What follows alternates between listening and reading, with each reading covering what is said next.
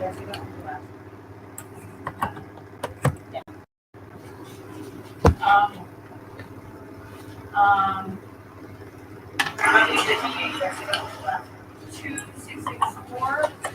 was the bachelor zone bill. It just adds cannabis to the list of things, but cannabis is already on the list of things that is a felony to have in school, like not allowed to have in the school zone.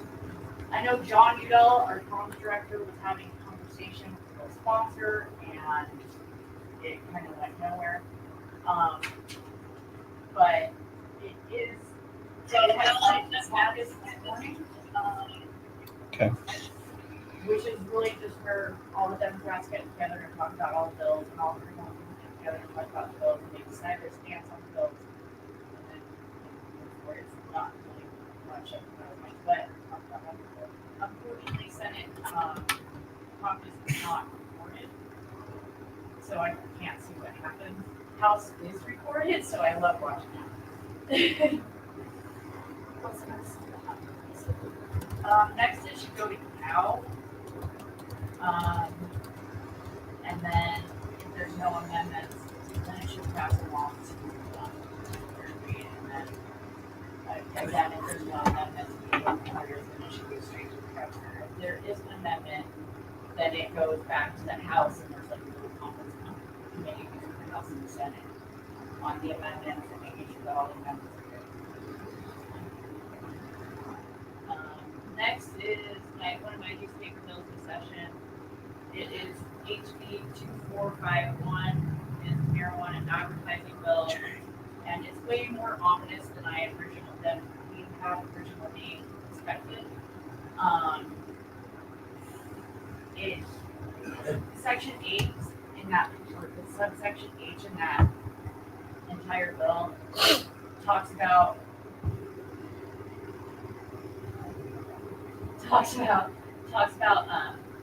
cannot advertise any products made with or manufactured with THC. So products containing THC. So if those of you that know hemp, if you can't get marijuana out, you can't get THC out of hemp. There's always going to be like in grow, in CBD, we'll spend in CBD. There's always going to be a low amount of THC. So lawyers that we feel that this would limit CBD and just even the advertisements to the marijuana industry. And for sure, it would limit marketing paraphernalia such as bombs and pipes to, again, the that one was, again, in Congress today.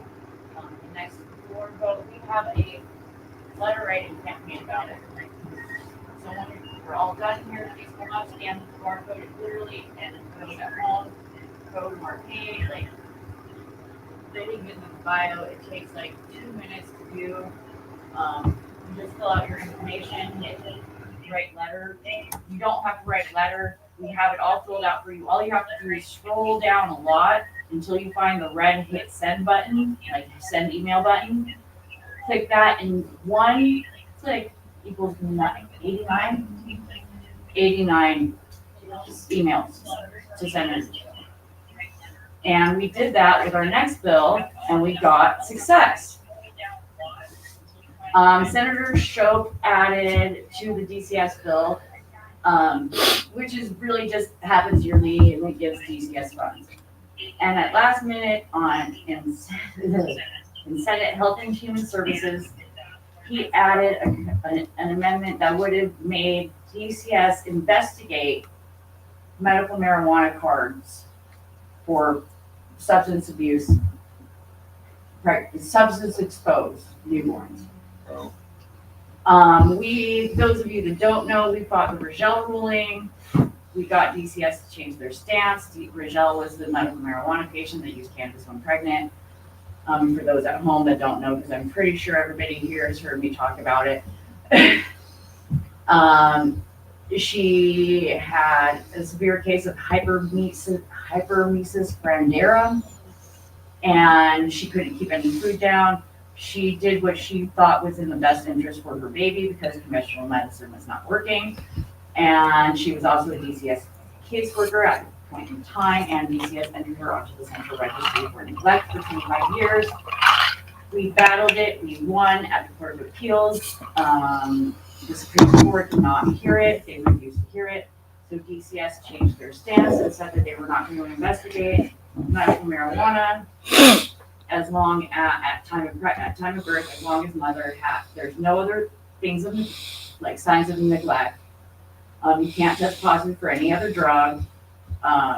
There can't be signs of an abusive relationship. As long as medical marijuana is the only thing, and as long as you have your card, they are not going to open an investigation. Well, this bill would have made it so that DCS would have had to open an investigation. The key word is investigate. You can't have investigate without a case.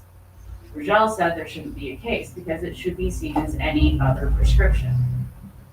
So we started a letter writing campaign. We got about 50 emails sent out, and Senator Shope changed his position Monday morning and changed it from investigate to verify. So we can now go to a neutral on it. Actually, we can go to it in favor for it, and because we're not going to stop DCS from getting money. And yeah, I'm excited about that win, and it happened all because 50 people took time to do this. So if you do not like the advertising bill, literally just take 2 minutes, please, right here today, and do this. And then AJ is next with his updates for his podcast. Oops. Kicking things. I mean, yeah, audio issues and all that. I apologize. Hello, everybody. Thank you very much. I'm AJ. I run the Blue to Green podcast, if you don't know, which I thank NORML for giving me the time to talk about what it is that I'm attempting to do. And I made a lot of really cool headway. Recently, I've had 2 candidates for county sheriffs on. I've had one for Pinal County on. I've had one for Maricopa County on. And my entire thing, I'm former law enforcement, and my entire thing is to get people to see the humanity of law enforcement and see the humanity of us cannabis users. And I didn't see coming inside. Sorry. And actually I'm getting Sheriff Mark Lamb on. I've said that a couple times. He's texted me. I have the text message to verify that he's coming on, and we're going to have the cannabis conversation with him as well. So I just wanted to say thank you and promote it and get some ideas from you and who you guys want to hear from me regarding the cannabis community. You want to hear from the law enforcement community and all that. So if at the end of it, if you want to go ahead and give me some suggestions and ideas, I'll be more than happy to field those and see what I can do. So I've been very, very blessed to be able to get in touch with a lot of different people regarding my podcast, and had some high horsepower on the podcast. And so I've had some really great conversations. So I thank NORML for giving me the time. Thank you. I'm very excited to get Mark Sheriff Lamb. So I hope he's watching. And then we're going to go through events. This is where I thank Jim for letting us use his office. Thank you, Jim, at the Earl Cup and Jay. The Earl Cup was St. Patrick's Day weekend. I was out there, had fun tabling, and yeah. Sounds proud. It was long. Next event Arizona NORML is going to be at is going to be Can of Friends on the 8th. I've skipped out on Can of Friends a little bit lately, and I'm sorry. I'm going to be back there because I love Amethyst, former board member. And then we're going to be at Friday High Day.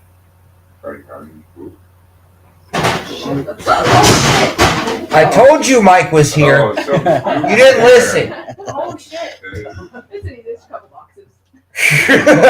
Just came down by itself. So The evil spirit. That's not an evil spirit, but it might be a maniacal one. At least I have on camera to tell Jim, dude, I cannot do that. I'll clean up for the ghosts because I clean up for other people.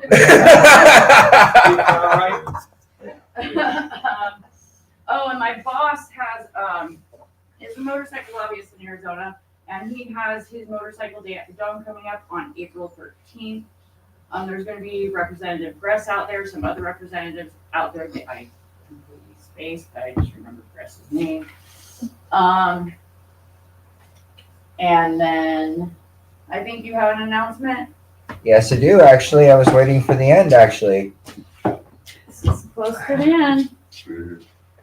Howdy doody, everybody. For those of you who remember me, I am Thomas Meadows, the former treasurer of the Phoenix Cannabis Coalition. Most of you now know me as Pastor Tom of the New Age Cannabis Church, and I am pleased to announce that on our holiest of days, we will be having our grand opening in Levine, Arizona for our Cannapalooza event. We have a couple of DJs showing up, a reggae rock band, and Chef Joey, our Michelin star chef, is preparing his famous Jamaican jerk chicken burritos. For vegans, you'll be having sog and rice burritos. So we try to accommodate for everyone. All pronouns, religions, and members of all faiths are welcome as long as you use cannabis as a form of sacrament. We do have a couple of rules. And I wanted to save this part for the end too, because it was Mike and I who originally shook hands on this back in April of 2016. We have a political barrier, and it's called NORML. They're the only ones who are allowed inside of the church, and you guys have a free table for all of our events. You won't be charged a dime for that. Outside of that, if you want to talk politics in the church, there's a NORML table. They run that section. And NORML for the last 8 years has been very helpful in helping me legally navigate through this, because Mike understood that I couldn't afford $5,000 to retain a lawyer, let alone get this pushed any further, because people don't work for free, Thomas. And yeah, you're right, Mike. I'm a very rare breed. I'm probably one of the few people who are willing to do that. He always respected me for that, which is the reason why he was willing to help me. And Allison, now that you've taken the reign, you've also been a great deal of help too, along with everyone else here who has also helped me as well. As of right now, rule number 2, though, we are not allowed to accept any form of donations at this time. Why? Because we're not quite yet incorporated. We don't have our 508 yet. However, now that we do have an official location that complies with the fire codes, we can now officially open our doors and form a congregation. We have a charter that's written up that's going to have a statement of faith and associations. If you're on our Facebook page, you'll be able to find it. And rule number 3, and this is the strictest rule of all, no alcohol or hardcore drugs, no mushrooms, no psychedelics. We are strictly a cannabis-only church. I will allow tobacco for you cigarette smokers. I'm looking at some of you in the crowd. I will accommodate for that, but only in certain sections. The rest of the party, free game. You want to roll a blunt? Anywhere on the ranch you want to go. As long as it's on Saturday night. Sunday morning, that's a different story, because the ranch has their own farmer's market. And I probably should clear this up because I'm already getting questions about it. This is an actual farmer's market that is ran by the ranch. You will be buying food there, not flowers. Just to give you guys the heads up. And from the bottom of my heart, I want to say thank you to all of you at Phoenix NORML, the Arizona NORML chapter, for making this possible for us. And we would really hope that we can find a representative to table the event coming up on 420. Yes. That's very important. We find someone for that. Yeah. I will be at Eric Johnson's house. I already know. If any of you guys want to volunteer to table the event, let us know. And I'll send you guys the address. But it's, now that I'm off the microphone here, it's by invite only. The address is 2800 West Dobbins Road. I've been told to keep it discreet and only release the invite address. If you want to write it down or need to send it as text, it's 2800 West Dobbins Road. And that's in Levine, Arizona. And thank you guys again very much.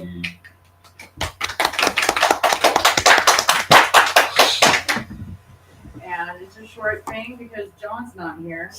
I'm trying to find Phil. I think that will close. I think that's all. Does anybody have? Oh, yay! What do you have? You want to finish the night with the game? Yes, let's finish the night with the game.